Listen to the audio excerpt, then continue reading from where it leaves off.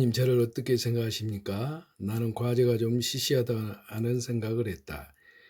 하나님이 성경을 통해 이미 다 말씀하신 것을 또다시 묻고 들어야 한단 말인가? 나는 바로 노트를 펴서 이미 성경에서 말씀하신 것들을 적고 숙제를 끝냈다. 내가 진짜 궁금하고 도저히 납득되지 않은 것은 내가 왜 망해야 했나 했다. 하나님, 제가 망한 이유를 좀 말씀해 주세요. 쫄딱 망했을 때도 11조도 선교 헌금도 빌려서 했고 아프리카에 우물도 몇 개를 팠고 교회 예배당 건물도 빚내서 지어 주었어요.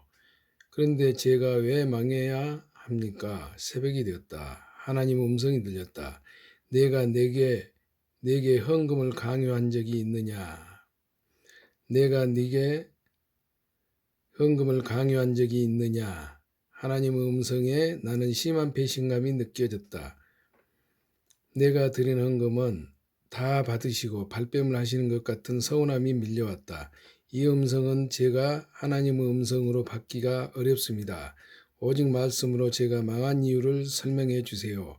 지금 생각하면 어머니로부터 받은 가장 아름다운 신앙유산이 하루에 성경 10장을 반드시 읽는 것이었다. 그것이 평생의 습관이 되어 나는 내 나이보다 성경을 더 많이 읽게 되었다. 내 안에 말씀이 풍부했고 기록된 하나님의 말씀인 성경을 통해 주께서 내게 말씀하기에 편하셨다. 나는 어머니로부터 하나님의 음성을 들을 때는 기록된 성경 말씀을 통해 듣는 것을 교육받았다. 하나님의 음성을 들었다면 항상 기록된 말씀인 성경에서 검증하고 또한 그분의 성품으로 검증하라고 배웠다. 하나님의 음성은 성경 말씀과 또한 하나님의 성품과 일치해야 한다고 배웠다. 주님, 제가 망한 이유가 궁금합니다. 성경 말씀으로 다시 말씀하소서. 이런 내게 주께서 말씀으로 응답해 주셨다. 누가복음 16장을 펴서 읽으라고 하셨다. 또한 제자들에게 이르시되 어떤 부자에게 청지기가 있는데 그가 주인의 소유를 낭비한다는 말이 그 주인에게 들린지라. 주인이 그를 불러 이르되 내가 네게 대하여 들은 이 말이 어찌 됨이냐. 네가 보던 일을 세마라. 청지기 직무를 계속하지 못하리라 하니. 누가복음 16장 1절 2절. 종이 주인의 재물을 가지고 자기 가진 양 다 써버리자 주인이 그 불우한 청지기를 파면하는 장면이었다. 아버지, 왜 이 말씀을 제게 하시는 겁니까? 그럼 저를 자르셨단 말씀이신가요? 왜 저를 자르셨습니까? 순간 화가 났다. 도저히 납득이 되지 않았다. 그때 내 머릿속에 영화처럼 지난 과거의 삶들이 하나씩 스쳐갔다. 과거의 삶들이 스쳐 지나갔다. 오래전 교회에 건축 헌금을 할 때의 한 장면이었다. 나는 봉투에 1억 원을 넣고 이름을 쓰지 않고 헌금을 했다. 당시 1억 원은 아주 큰 돈이었다. 그러자 온 교회에 소문이 났다. 대체 누가 1억씩이나 했대? 믿음도 좋지. 더구나 이름도 쓰지 않고 교회의 여전도의 회원 중에는 나무 말을 속에 담아두지 못하는 사람이 꼭 있다. 이 사람이 어떤 사실을 알게 되면 모든 교인들이 알게 된다. 내가 속한 여전도의 회원 중 그런 한 친구에게 전화를 했다. 친구야, 기도 제목이 있어서 전화했어. 그래, 미진아, 말해봐. 혹시 지난주에 건축원금 1억에 대해서 들은 것 있니? 응, 온 교회가 난리잖아. 그 1억 내가 했어. 어머나, 그래? 전혀 몰랐네.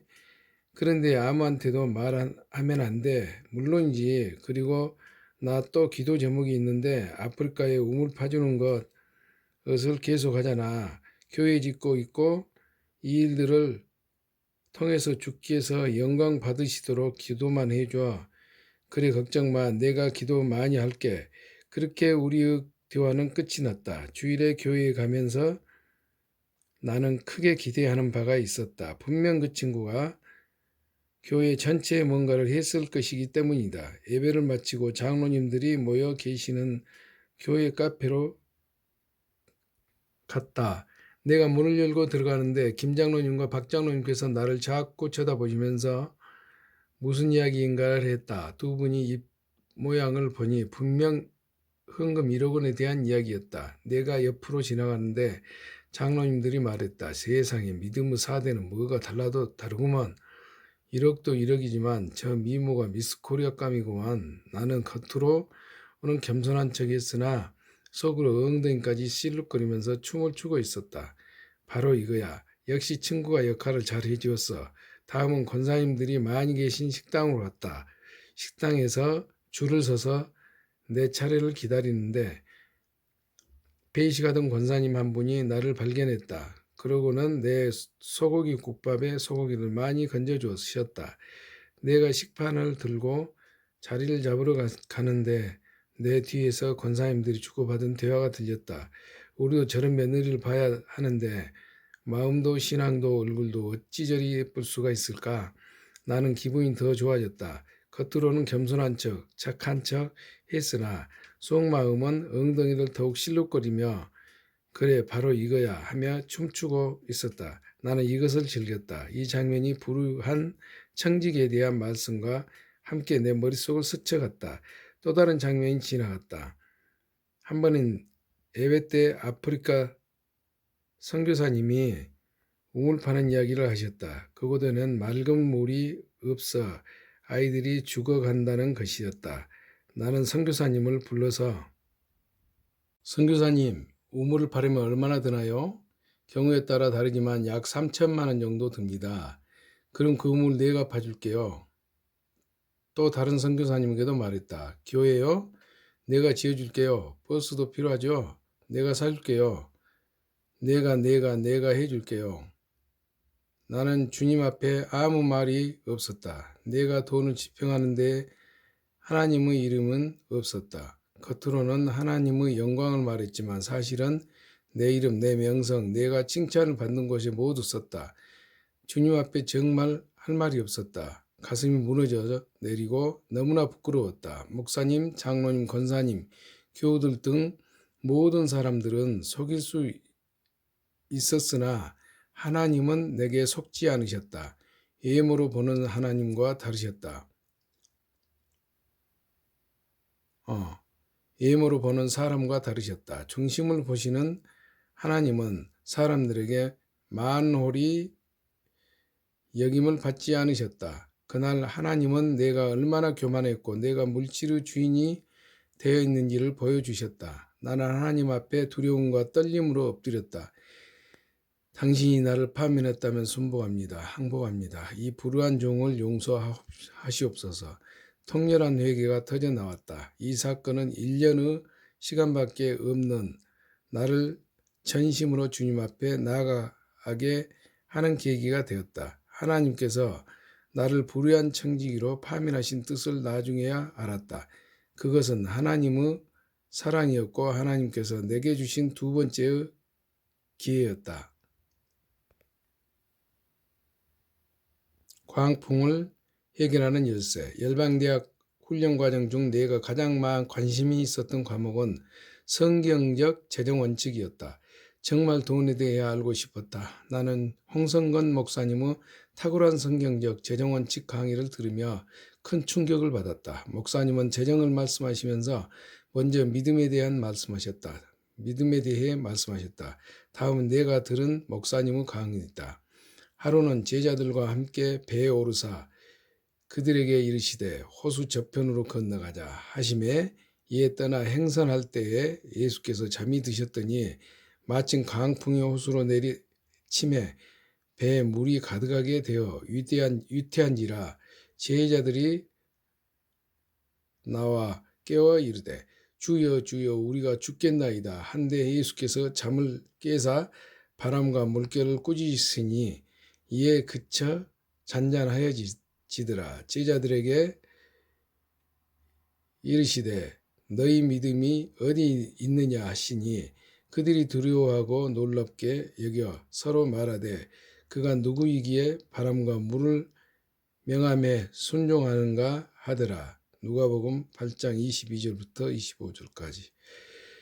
이 말씀의 배경에는 이렇습니다. 예수께서 먼저 말씀하시길 제자들에게 호수 건너편으로 가자고 하셨고 배를 타고 건너는 도중에 광풍을 만났습니다. 제자들은 처음에는 이 정도의 광풍은 해결할 수 있을 거라고 생각했습니다. 그러나 제자들은 자신의 경험과 기술과 힘과 능력으로 광풍을 해결해 보려고 온갖 수고를 했으나 역부족이었습니다. 점점 거칠어진 광풍으로 배가 이토록 결국 제자들은 자신들의 힘으로는 도저히 광풍을 해결할 수 없어 배에서 주무시는 예수님을 깨웠습니다. 예수님은 말씀으로 광풍과 물결을 잔잔하게 하셨습니다. 모든 것이 정상으로 회복되었습니다. 제자들의 기대는 무엇입니까? 그들은 예수님께 위로받기를 원했습니다. 얼마나 고생이 많았느냐. 너는 배멀미를 한 것 같은데 몸은 괜찮으냐. 그런데 이런 기대는 무너졌습니다. 예수님이 광풍을 해결해 보려고 온갖 애를 쓴 제자들에게 하신 첫 말씀은 너희 믿음이 어디 있느냐 였습니다. 닥친 광풍 가운데 믿음으로 보이라는 것입니다. 예수님이 광풍 가운데서 요구하시는 것은 제자들의 믿음이었습니다. 왜 예수님은 제자들의 믿음을 보시길 원했을까요? 자기의 경험과 지식과 힘과 능력을 의지하지 말고 주님을 의지하는 믿음이 광풍을 해결하는 열쇠라는 것을 가르치길 원하셨습니다. 주님은 제자들이 머리로만 아는 믿음의 소유자가 되기를 원하지 않으십니다. 교과서에서 배운 이론적인 말로만 믿는 믿음이 아니라 풍랑 중에 보여주는 믿음을 요구하셨습니다. 그리고 목사님은 학생들에게 질문하셨다. 여러분 중에 혹시 광풍을 만난 분이 계신가요? 내 경험, 내 지식, 내 힘으로는 도저히 해결할 수 없는 일이 있나요? 그렇다면 여러분은 광풍을 만난 것입니다. 어떤 사람은 현대의학으로 해결할 수 없는 건강의 광풍, 또 어떤 사람들은 배우자나 자녀, 교회, 교우들과 관계의 광풍, 또는 재물의 광풍을 만나 부도가 난 사람도 있을 것입니다. 그랬다. 나는 재물의 광풍을 만났다. 목사님이 이어서 말씀하셨다. 이 광풍을 잠잠케 하시고 우리를 건져내실 분은 주님 한 분이십니다. 목사님의 메시지는 모두에게 큰 도전이 되었다. 하지만 나는 속으로 생각했다. 광풍도 광풍 나름이지 내 50억 재정의 광풍을 주님이 어떻게 해결하신단 말인가. 인력도 아니고 50억 광풍을 하나님이 해결하신다는 것은 도저히 믿어지지 않았다.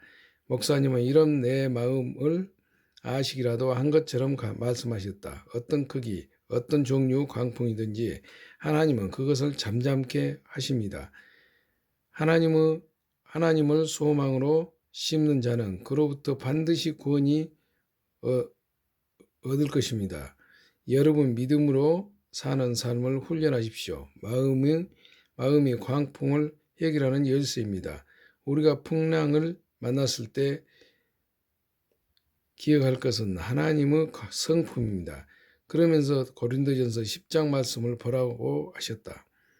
사람이 감당할 시험 밖에는 너희가 당한 것이 없나니 오직 하나님은 미쁘사 너희가 감당하지 못할 시험 당함을 허락하지 아니하시고 시험 당할 즈음에 또한 피할 길을 내사 너희로 능히 감당하게 하시느니라. 고린도전서 10장 13절. 그러자 이상하게도 내 안에 작은 기대가 생기기 시작했다. 저 말씀이 사실일까? 목사님이 말씀하신 것이 사실이라면 나도 믿음으로 살아야겠다. 나는 스스로 다짐했다. 그리고 목사님은 마태복음 6장 말씀을 하셨다. 그러므로 내가 너희에게 이르노니 목숨을 위하여 무엇을 먹을까 무엇을 마실까 몸을 위하여 무엇을 입을까 염려하지 말라. 목숨이 음식보다 중하지 아니하며 몸이 의복보다 중하지 아니하냐. 공정의 새를 보라. 심지도 않고 거두지도 않고 창고에 모아들이지도 아니하되 너희 하늘 아버지께서 기르시나니 너희는 이것들보다도 귀하지 아니하냐. 너희 중에 누가 염려함으로 그 키를 한 자라도 더할 수 있겠느냐. 또 너희가 어찌 의복을 위하여 염려하느냐. 들의 백합화가 어떻게 자라는가 생각하여 보라. 수고도 아니하고 길쌈도 아니하느니라. 그러나 내가 너희에게 말하노라. 솔로몬의 모든 영광으로도 입은 것이 이 꽃 하나만 갖지 못하였느니 이라. 오늘 있다가 내일 아궁이에 던져지는 들풀도 하나님이 이렇게 입히시거든. 하물며 너희일까 보냐. 믿음이 작은 자들아. 그러므로 염려하여 이르기를 무엇을 먹을까 무엇을 마실까 무엇을 입을까 하지 말라. 이는 다 이방인들이 구하는 것이라. 너희 하늘 아버지께서 이 모든 것이 너희에게 있어야 할 줄을 아시느니라. 그런즉 너희는 먼저 그 나라와 그 의를 구하라. 그리하면 이 모든 것을 너희에게 더하시리라. 마태복음 6장 25절부터 33절까지. 먹을 것, 마실 것, 입을 것, 염려하지 말라는 것이다. 이 말씀은 모든 사람들에게 하시는 약속의 말씀이지만 이 약속을 내 것으로 만들어내는 사람은 오직 믿음으로 사는 사람이다. 나는 선택의 여지가 없었다. 그때부터 당장 믿음으로 살기로 결정했다. 0% 믿음에서 새로운 출발. 홍성은 목사님은 믿음으로 사는 삶을 강력하게 주문하셨다. 나도 그렇게 살고 싶었지만 빚쟁이가 되면서 사람들에게 시달리고 멸시를 받으면서 고통 가운데 내 믿음이 없어졌다. 믿음이 없는데 어떻게 믿음으로 살 수 있단 말인가? 그 안에 큰 믿음이 있어야 그런 삶이 가능한 것 아닌가? 나는 믿음으로 4대로 태어나서 아주 어릴 때부터 태산 같은 믿음의 사람으로 자랐다. 그러나 삶의 풍랑을 만나면서 그 믿음이 0%가 되어버렸다. 이런 자신을 보면서 나는 절망했다. 믿음으로 살 수 있는 힘이 내게는 없었다. 이때 홍 목사님은 강한가 내 마음을 붙들어 주었다. 처음 예수 믿을 때보다 신앙생활 10년, 20년, 30년이 지난 지금 여러분의 믿음이 분명히 많이 성장했습니다. 그러나 믿음으로 순종하는 삶을 살아집니까? 믿음으로 순종하는 삶은 큰 믿음 있는 사람들만 살아내는 거라고 생각하지 마십시오.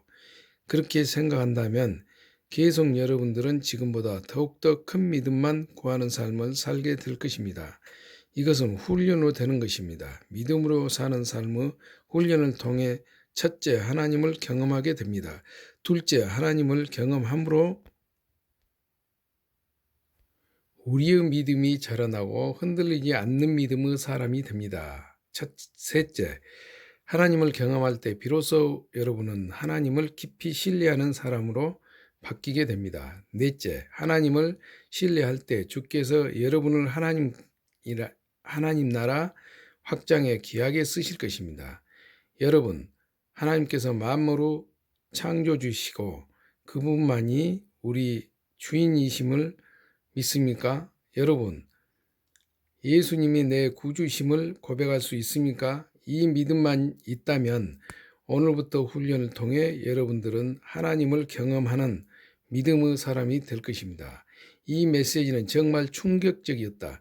내게 믿음이 완전히 없어졌다고 해도 나는 이 두 가지 사실만을 믿고 인정했다. 믿음으로 순종하는 삶은 믿음이 큰 사람만이 살아낼 수 있다고 생각했다. 그래서 믿음이 없어진 나를 보며 낙심하고 절망하여 소망이 끊어진 상태였다. 그런데 믿음으로 사는 삶이 훈련을 통해 가능할 수 있다니 정말 놀라운 도전이었다. 내 안에 용기가 생겼다. 큰 믿음만이 믿음으로 사는 삶을 살 수 있다고 했다면 아마 나는 살아내지 못했을 것이다. 훈련으로 이런 삶을 사는 게 가능하다고 했기에 도전해 볼 수 있었다. 나도 여러분에게 도전한다. 큰 믿음이 없어도 믿음으로 순종하는 삶은 살아낼 수 있다. 내가 했던 것처럼 훈련으로 시작하여 하나님 사람이 될 수 있다. 믿음으로 산다는 것은 말씀에 순종하고 그분을 신뢰하는 삶이다. 다음은 훈련의 특징이다. 첫째, 시간이 요구된다. 훈련은 시간을 요구한다. 한순간에 이루어지는 게 아니다. 둘째, 반복적이다. 훈련은 반복하는 것이다. 비록 실수와 실패가 있을지라도 성공할 때까지 끊임없는 반복을 통해 훈련한다. 세컨드 찬스를 주시다. 나는 정말 열심히 믿음으로 사는 삶을 훈련하고 훈련했다. 하나님이 주신 이 두 번째 기회, 세컨드 찬스를 놓치고 싶지 않았다. 내 모든 안정감을 주님께로 훈련을 했다. 훈련 기간에 나는 말씀을 많이 읽고 묵상했다. 기도도 많이 했다. 하나님은 누구시며 어떤 것들을 소유하고 계시는가? 여호와여, 위대하심과 권능과 영광과 승리와 위엄이 다 주께 속하였사오니 천지에 있는 것이 다 주 것이로소이다. 여호와여, 주권도 주께 속하였사오니 주는 높으사 만물의 머리이심이이다. 부와 기가 주께로 말미암아 또 주는 만물의 주제가 되사 손에 권세와 능력이 있사오니 모든 사람을 크게 하심과 강하게 하심이 주 손에 있나이다. 역대상 29장 11절 12절.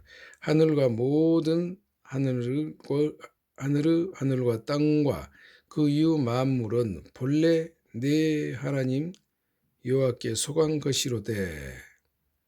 신명기 10장 14절. 땅과 거기에 충만한 것과 세계와 그 가운데에 사는 자들은 다 여호와의 것이로다. 시편 24편 1장. 이는 땅과 거기 충만한 것이 주의 것임이라. 고린도전서 10장 26절. 토지를 영구히 팔지 말 것은 토지는 다 내 것임이니라. 너희는 거류민이요 동거하는 자로서 나와 함께 있느니라. 레위기 25장 23절. 삼림의 짐승들과 무산의 가축이 다 내 것이며 사는 모든 새들도 내가 아는 것이며 들의 짐승과 내 것이미로다. 짐승도 내 것이미로다. 내가 가령 주려도 내게 이르지 아니할 것은 세계와 거기에 충만한 것이 내 것이미로다. 시편 50장 10절에서 12절까지. 은도 내 것이요 금도 내 것이니라. 만군의 여호와의 말이니라. 그래서 2장 8절. 이 말씀들은 모든 것의 주인은 오직 하나님 한 분이심을 말하고 있다. 하나님께 영광과 승리가 있고 천지에 있는 것이 다 그분의 것이며 재물과 권세도 하나님께 있고 만물의 주인이 되신 그분의 손에 사람을 크게 하는 것과 강하게 하는 게 있다. 하나님의 손에 있는 이 모든 것들을 그분은 누군가에게 주기로 원하신다. 나는 내 큰 능력과 나의 첫 팔로 땅과 지상에 있는 사람과 짐승들을 만들고 내가 보기에 옳은 사람에게 그것을 주었노라.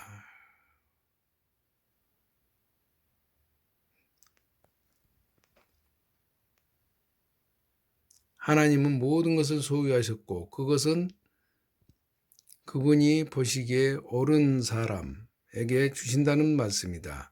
하나님이 보시기에 옳은 사람이란 어떤 사람인가? 하나님은 재물에 대한 올바른 태도가 있으면 재물을 주시고 권세에 대한 올바른 태도를 가질 때 권세를 주신다. 하나님이 보시기에 재물에 대한 태도가 옳은 사람이 되기 시작하면 그분의 재물을 움직이는 사람이 될 것이다. 하나님은 정말로 재물을 주시는 분인가? 그렇다. 하나님께서 재물을 심히 많이 주신다고 여러 번 말씀하신다. 역대하 32장. 히스기야의 부와 영광.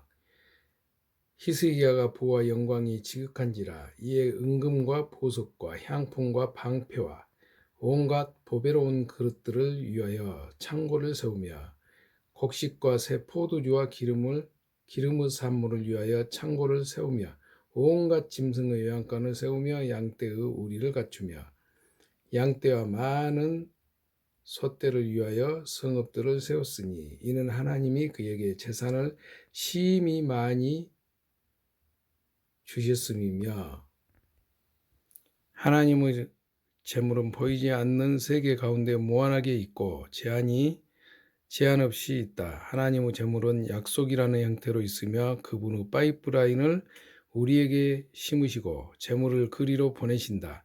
하나님은 무한하고 제한 없는 자원을 그냥 받기만 하면 된다는 말씀은 내게는 큰 충격이었다. 당시 내게는 하나님의 재물을 받는다는 개념이 없었기 때문이다. 내게 더 주님을 기대하는 마음과 소망이 생겼다. 하나님께서 옳다고 여기시는 재물에 대한 태도를 공부하며 훈련했고 또 어떤 사람들에게 하나님의 재물을 주시는지도 배우게 되었다. 날마다 믿음으로 사는 삶을 훈련하고 또 훈련했다. 그러자 어느 날부터 빚을 갚기 시작했으며 그 많은 빚을 다 갚고 이자까지 갚았다. 정말 하나님께서 재물을 내게로 옮겨주셨다. 우리가 훈련해야 하는 것은 재물에 대한 올바른 태도이다. 지금 주님의 도움이 절실한 분들께 말하고 싶다. 오직 주님께만 소망을 가져라. 재물에 대한 올바른 태도를 가져라. 나는 재정 문제를 해결하기 위해 온갖 세상적인 방법을 다 해보았지만 실패했다. 그러나 믿음으로 사는 삶이 내 풍량을 해결하는 열쇠였다. 믿음으로 살기로 결정하다. 믿음으로 사는 삶이란 무엇인가? 하나님의 음성을 듣고 그분의 말씀을 따라가는 삶이다. 하나님의 음성을 듣지 못하는 사람들이 있을까? 그럴 수 없다. 하나님의 음성을 듣지 못한다는 것은 사탄의 속임수다. 하나님은 말씀하시는 분이다. 말씀하시는 분이다. 성경 말씀 전체에 하나님이 이르시되 여호와의 말이니라 라고 기록하고 있다. 하나님은 말씀하시는 분이고 이미 그 음성을 다 듣고 있는데 왜 못 듣는다고 생각하는가? 우리는 내가 듣고 싶은 하나님의 음성이 아니면 들리지 않는다고 생각한다. 우리가 보이는 세계에만 반응하고 보이지 않는 세계에는 관심을 두지 않으면서 영적 감각이 둔해지고 없어졌다. 영적 감각을 회복하는 가장 탁월한 방법은 성경 말씀을 소리내어 읽고 묵상하고 기도하는 것이다. 성경에 여호와께서 말씀하시되라는 것은 이스라엘 민족에게만 하시는 말씀이 아니다. 오늘 내게도 말씀하시는 것이다. 첫째, 성경 말씀을 보다가 갑자기 눈물이 흐르거나 가슴이 뭉클해지거나 뭔가 깨달음이 오는 것은 성령께서 내게 말씀하시는 것이다. 둘째, 목사님의 설교 또는 강사들의 강의를 듣다가 감동, 깨달음, 눈물, 도전, 소망이 충만해짐, 기쁨이 넘침 이런 것들은 성령께서 레마로 내게 말씀하고 계신 것이다. 성령님은 목사님의 설교를 통해 각 사람에게 필요한 말씀으로 각각 다르게 말씀하실 수 있다. 이처럼 하나님의 음성은 누구나 들을 수 있고 청각 장애인들도 영으로 하나님의 음성을 분명히 들을 수 있다. 우리가 하나님의 음성을 들어야 믿음으로 삶을 살아낼 수가 있다. 믿음으로 살기로 결심한 나는 하나님의 통치를 받기로 결심했다. 사람이 해 아래서 수고하는 모든 수고는 먹고 입고 마실 것을 위해 하는 것이다. 믿음으로 사는 사람들에게 이 세 가지를 공급해 주신다는 하나님의 약속을 굳게 신뢰하기로 결정했다. 그때까지 살았던 내 삶의 방식과 생각의 틀을 바꿔야 했다. 하나님은 만물의 주인이시며 공급자이시다. 말씀에 따라 나는 주님 앞에서 먼저 그 나라와 의를 구하겠습니다. 라고 결단하는 시간들이 있었다. 이에 대해 홍성곤 목사님께서 도전하셨다. 누가 오늘 이 약속의 말씀을 믿음으로 취하여 내 것으로 만들겠습니까? 먹을 것, 입을 것, 마실 것의 염려를 끝내는 삶을 살겠습니까? 당장 이것들이 하나도 없는 상황에서 말씀을 믿음으로 받기는 쉽지 않았지만 나는 결정해야만 했다. 내 힘과 지혜와 능력으로 살았던 삶의 방식을 주님 앞에 내려놓았다. 그렇게 나는 결정했다. 오직 하나님이 내 힘과 지혜와 능력이 되시며 하나님의 길, 방법만이 정의로운 길입니다. 제가 그 길로 가겠습니다. 믿음으로 사는 삶을 살아내겠습니다. 그리고 모든 기도로 바꾸었다. 아버지, 이제부터 하나님의 나라와 의를 구하는 삶을 살겠습니다. 직장에서도 하나님의 나라와 의를 구하기 위해 일하겠습니다. 사람을 대할 때도 주의 말씀을 기억하겠습니다. 너희 착한 행실을 보고 하나님께 영광을 돌리게 하라. 내가 거룩하니 너희도 거룩하라는 말씀 앞에 세상 사람들과 다르게 살겠습니다. 부정직의 유혹 앞에 정직하겠습니다. 세상의 부도덕한 문화에서 구별된 거룩한 삶을 살아내겠습니다. 하나님의 통치는 우리가 말씀에 순종하는 삶을 통해 이루어진다. 내가 사업하는 목적도 하나님의 나라와 의가 그 가운데서 이루어지게 하기 위함이다. 그래서 너는 복의 근원이 될지라 온 땅을 축복하는 자가 되리라 하신 말씀의 중심에 내가 있기를 원한다. 하나님은 우리 모두를 하나님의 사역자로 부르셨다. 우리의 부르심을 한마디로 말하면 너희는 가서 모든 민족을 제자로 삼아라이다. 나는 이렇게 기도한다. 아버지, 제가 선교사적 사명으로 직장에 가고 사업을 합니다. 하나님의恩칙으로 하나님의 길로 가겠습니다. 축복해 주시옵소서. 이렇게 기도하며 살기 시작할 때 놀랍게도 하나님의 약속이 내 것이 되기 시작한다. 왜냐하면 믿음으로 삶을 살기 때문이다. 그런 삶 가운데 하나님의 축복의 통로들을 열어가신다. 믿음으로 사는 삶은 하나님의 말씀에 내 믿음을 결부시키고 입으로 선포하고 행동으로 옮기면 된다. 김영바다를 하나님께 플로잉 받다. 나는 믿음으로 살기로 결정한 후 정말로 먹을 것과 마실 것과 입을 것을 걱정 끝냈고 하나님께서 공급하실 것을 믿으며 큰 기대를 했다. 놀라운 방법으로 이것들을 주실 것으로 기대했지만 하나님의 공급 방법은 달랐다. 굶게 하시지는 않았지만 날마다 초자연식으로 해결해야만 했다. 늘 손으로 수고해야만 먹을 것이 주어졌다. 하루는 김영바다에 나가서 미역을 주었다. 배가 고파서 주운 미역을 바닷물에 씻어서 허겁지겁 먹었다. 주운 미역들을 모래사장에 널어두고 그 옆에 힘없이 쓰러져 누웠다. 내 신세가 처량하고 서러워서 눈물이 났다. 누워서 한참을 울고 있는데 하나님의 부드러운 음성이 들렸다. 미진아, 일어나서 앉으렴. 그리고 김영바다를 좀 보렴. 나는 일어나 앉아서 처음으로 바다를 보았다. 그동안은 바다를 볼 여유도 없었다. 여유도 없이 그저 미역만 주었다. 정말 아름다운 에메랄드빛 바다였다. 와, 이렇게 아름다운 바다였단 말인가. 미진아, 바다를 만드신 분이 누구냐? 하나님이십니다. 바다 경계선을 정하신 분이 누구냐? 하나님이십니다. 한계를 정하여 문빗장을 지르고 이르기를 내가 여기까지 오고 더 넘어가지 못하리니 네 높은 파도가 여기서 그칠지니라 하였노라. 내가 누구냐? 열방을 창조하신 하나님이십니다. 보라, 그에게는 열방이 통의 한 방울 물과 같고 저우로 작은 티끌 같으며 섬들은 떠오르는 먼지 같은 일이니 미진아, 이 김양 바다와 온 열방은 내게는 통의 물 한 방울이란다.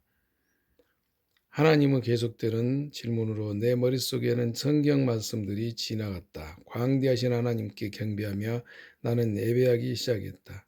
내가 하나님 되심에 감격에서 찬양하고 있는데 하나님이 말씀하셨다. 미진아, 이 김양 바다를 내게 플로잉 한다. 와, 하나님 정말요? 이 바다를 내게 주시는 거예요? 나는 하나님의 음성에 감격하여 해변의 끝에서 끝까지 마구 뛰어다녔다. 그렇게 바다의 주인이신 하나님으로부터 김영 바다를 선물 받았다. 이후 그 바다에서 미역을 줍거나 고동을 따거나 조개와 고기를 잡을 때 아주 당당해졌다. 더 이상 저량하거나 서럽지 않았다. 내가 그 바다의 주인이기 때문이었다. 부자가 된 마음으로 즐겁게 생활했다. 광야 학교에서 하나님은 나를 때로는 죽을 만큼 훈련시키셨고 때로는 부자로 만들어 주셨다. 내가 감당하지 못할 즈음에 항상 피할 길을 내셨다. 하나님은 온전히 선하신 분이다. 사람이 감당할 시험밖에는 너희가 당한 것이 없나니 오직 하나님은 미쁘사 너희가 감당하지 못할 시험당함을 허락하지 아니하고 시험 당할 즈음에 또한 피할 길을 내사 너희로 능히 감당하게 하시느니라. 다은이 우유 사건. 나는 믿음으로 사는 삶을 정말 열심히 훈련했다. 그런데 어느 날 학교에 갔다 왔는데 다은이 우유가 없었다. 이 사건으로 나는 몹시 실망했다. 왜냐하면 다은이 아빠와 엄마는 믿음의 사람이고 남편 역시 선교사로 살고 있는 믿음의 사람이다. 아들 유진이도 어린이 청소년 캠프를 통해 하나님의 음성 듣는 법을 이미 배웠고 잘 훈련되어 있었다. 두 가정 6명 중에 나를 뺀 모든 사람은 헌신된 믿음의 사람들이었다. 그런데 다은이 우유가 없다니 믿음으로 살 때 하나님께서 먹을 것을 공급해 주신다고 하지 않았던가?